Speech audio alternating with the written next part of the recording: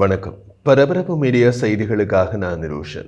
ஜனாதிபதி Donald Trump புதன்கிழமை ஒவ்வொரு நாட்டுடனும் அமெரிக்க வர்த்தக போரை ஒரு சரமாரியான இறக்குமதி வரி மூலம் தொடங்கினார். அது உடனடியாக நடைமுறைக்கு வர உள்ளது. அமெரிக்க நுகர்வோர் மற்றும் வர்த்தகங்கள் அந்த போருக்கு அதிக விலை கொடுக்க வேண்டி இருக்கும். ட்ரம்ப் ஓவல் அலுவலகத்திற்கு திரும்பிய பின்னர் முதல் முறையாக அறிவித்துள்ள உலகளாவிய இறக்குமதி வரியால் என்ன நன்மை கிடைக்கும் என்பது அமெரிக்கர்களுக்கான கேள்வி அல்ல.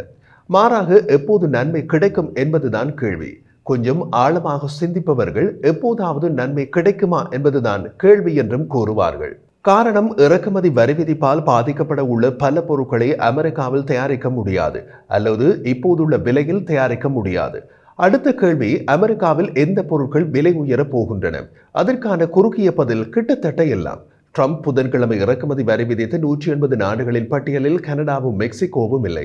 அதனால் மெக்சிகோ மற்றும் கனடாவில் இருந்து சில பொருட்களை மட்டுமே இறக்குமதி வரியை தவிர்க்கும். இல்லையெனில் அனைத்து 180 நாடுகளின் பொருட்களும் குறைந்தபட்சம் 10% இறக்குமதி வரிக்கு உட்பட்டது. அதில் 60 நாடுகளுக்கு இறக்குமதி வரி விகிதங்கள் மிக அதிகமாக இருக்கும். இந்த பட்டியலில் சீனா முதலிடத்தில் உள்ளது.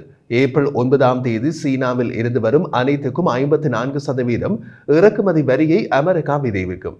வெனிசுவேலாவிலிருந்து எண்ணெய் வாங்கும் எந்த நாட்டுக்கும் கூடுதலாக 25% இறக்குமதி வரி விதிக்கப்படும் என்று ட்ரம்ப் தனது வாக்குறுதியை பின்பற்றினால் சீனாவுக்கான இறக்குமதி வரி விகிதங்கள் இன்னமும் அதிகமாகும்.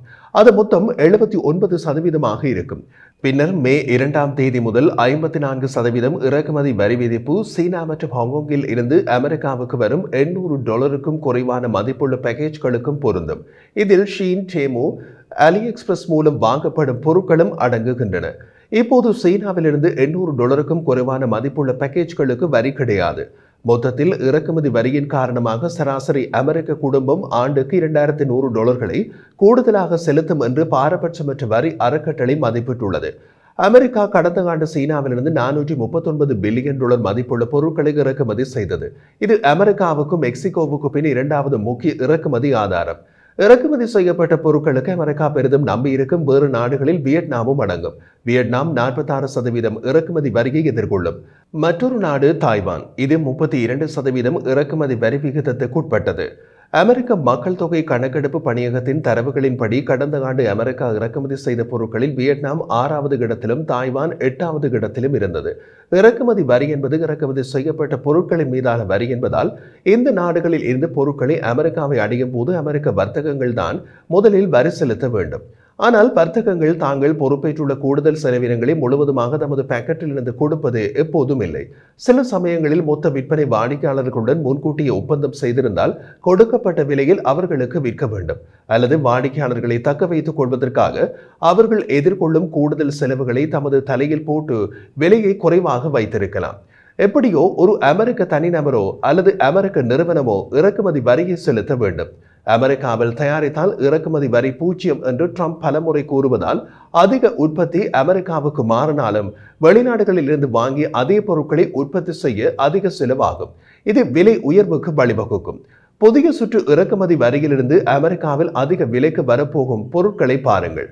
அமெரிக்க மத்திய வர்த்தக தரவுகளின்படி சீனா, வியட்நாம் மற்றும் தாய்வான் ஆகியவை கடந்த ஆண்டு அமெரிக்காவுக்கு லேப்டாப் கணனிகள் மற்றும் டேப்லெட்களின் முதல் 3 வெளிநாட்டு சப்ளையர்களாக இருந்தன.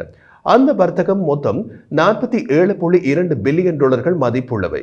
சீனா, வியட்நாம் மற்றும் தாய்வான் ஆகியவை முறையே 54%, 46%, 32% இறக்குமதி வரி விதிப்புள்ள நாடுகள். ஸ்மார்ட் போன்கள் மற்றும் கம்ப்யூட்டர் மானிட்டர்கள் உட்பட அனைத்து நுகர்வோர் எலக்ட்ரானிக்ஸ் பொருட்களும் விலை அதிகரிக்க வாய்ப்பு உள்ளது. கூடுதலாக செமிகண்டக்டர்களுக்காக தாய்வானை அமெரிக்கா பெரிதும் நம்பியிருப்பதால் அமெரிக்க நுகர்வோர் லேப்டாப் கணனிகள், கார்கள், வீட்டு உபயோகப் பொருட்கள், மருத்துவ சாதனங்கள், வைஃபை ரூட்டர்கள் மற்றும் LED லைட் பல்புகள் ஆகியவற்றின் விலை உயர்வை காண வாய்ப்பு உள்ளது. நுகர்வோர் தொழில்நுட்ப சங்கத்தின் சர்வதேச வர்த்தகத்திற்கான துணைத் தலைவர் எட் பிரசிட்வா தற்போதைய சில்லறை சரக்குகள் தீர்ந்து போக 3 முதல் 4 மாதங்கள் ஆகும் என்று கூறினார். அந்த நேரத்தில் அமெரிக்க நுகர்வோரின் குழந்தைகள் மீண்டும் பள்ளிக்கு செல்லும் ஷாப்பிங் சீசன் தொடங்கிவிடும். அந்த நாட்களில் விலைகள் உயர்வதை காண தொடங்கலாம். அடுத்து பாதனைகள். சீனாவும் வியட்நாமும் இணைந்து கடந்த ஆண்டு $18.5 பில்லியன் மதிப்புள்ள காலணிகளை அமெரிக்காவுக்கு அனுப்பியுள்ளன. இது அமெரிக்கா இறக்குமதி செய்யும் அனைத்து காலணிகளிலும் கிட்டத்தட்ட 70%. கடந்த ஆண்டு அமெரிக்காவுக்கு அனுப்பப்பட்ட வெளிநாட்டு பொம்மைகளின் முதல் 2 ஆதாரங்களில் சீனாவும் வியட்நாமும் இருந்தன. மொத்தம் $15 பில்லியன் மதிப்புள்ள பொம்மைகள் அனுப்பப்பட்டன. அமெரிக்காவில் விற்கப்படும் அனைத்து பொம்மைகளில் 77% சீனாவில் மட்டுமே தயாரிக்கப்படுவதாக டாய் அசோசியேஷன் மதிப்பிட்டுள்ளது. பொம்மைகளின் லாப வரம்புகள் மிகவும் மெலிதாக இருப்பதால் பொம்மை நிறுவனங்களுக்கு இறக்குமதி வரியிலிருந்து அதிக செலவுகளை உறிஞ்சும் திறன் குறைவாக உள்ளது.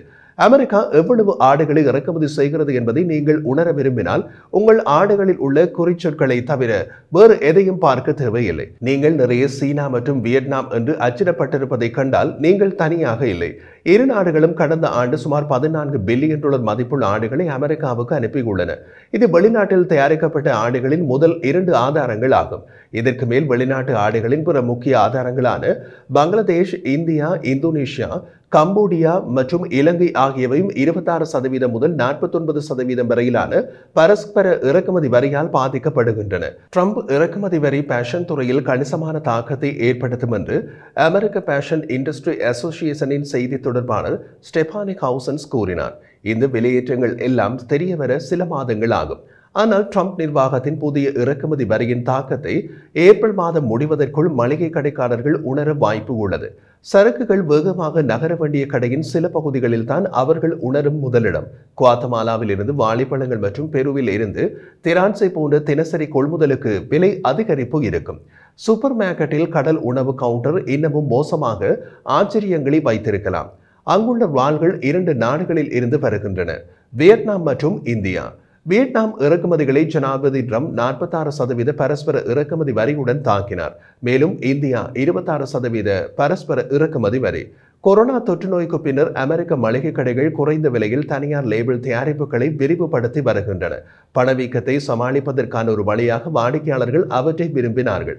ஆனால் இனி இறக்குமதி வரி அந்த தனியார் தயாரிப்புகளின் செலவுகளை அதிகரிக்கும். உணவு மற்றும் மளிகை துறையில் கவனம் செலுத்தும் கார்ல் மார்க்ஸ் அட்வைசர்ஸ் என்ற முதலீட்டு வங்கியின் நிர்வாக பங்குதாரரான கீத் டேனியல்ஸ், இது நுகர்வோருக்கு ஒரு புகலிடமாக இருந்தது, இப்போது அது இருக்கப் போவதில்லை என்றார். பொருட்களின் விலை சரியாக உள்ளதா அல்லது ட்ரம்பின் இறக்குமதி வரி அதில் இணைக்கப்பட்டுள்ளதா என்பது நுகர்வோருக்கு தெரியாது. நியூயார்க் நகரத்தில் உள்ள சிறப்பு உணவு கடையான ஜூன்ஹாய் தாய்வானில் உள்ள அரிசி பண்ணைகள் சோயா சாஸ் ஆலைகளில் இருந்து நேரடியாக வாங்குகிறது. பின்னர் பொருட்களை மொத்தமாக அமெரிக்காவுக்கு அனுப்புகிறது. அமெரிக்கா முழுவதும் உள்ள மளிகை கடைகள் மற்றும் உணவகங்களுக்கு வழங்குகிறது. அந்த உணவுகள் மீதான புதிய இறக்குமதி வரி 32%. அவற்றில் பெரும்பாலானவற்றுக்கு உள்ளூர் மாற்று இல்லை. நாங்கள் இறக்குமதியாளர் என்பதால் நாங்கள் முன்னணியில் இருக்கிறோம் என்று நிறுவனத்தின் தலைமை நிர்வாகி லிசாங் சென் ஸ்மித் கூறினார். இறக்குமதி வரி அறிவிக்கப்படுவதற்கு ஒரு நாள் முன்பு செவ்வாய்க்கிழமை சரக்குகளின் சமீபகால ஏற்றுமதி வந்தது. அவர் கூறிய போது இறக்குமதி வரியால் நாங்கள் பீதியடைய போவதில்லை, உடனடியாக விலையை உயர்த்துவோம் என்றார். காரணம் பிரத்யேக சோயா சோர்ஸையும் தாய்வான் அரிசியையும் மாற்றீடு செய்ய முடியாது என்கிறார் அவர்.